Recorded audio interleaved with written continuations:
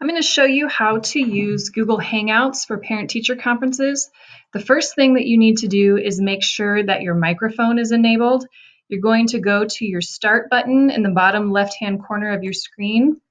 Then click on Settings. In your settings, scroll down and find the Privacy button. In Privacy, scroll down and find Microphone. All you need to do is make sure that this button is turned on and is blue. This will allow apps to access your microphone. Close out of that. To find the Google Hangouts app, just open up a Google search page. Go to your Google Apps. Everyone has the Hangout app now, so click on that.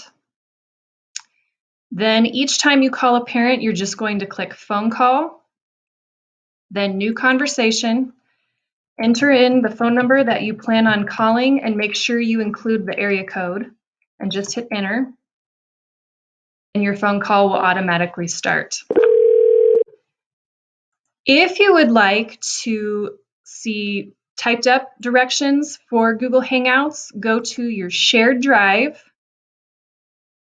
then find the SBPS e-learning folder, go to staff information, then the BMS SHS folder, and there are directions for Google Hangout phone calls in there as well. If you have any questions, let me know.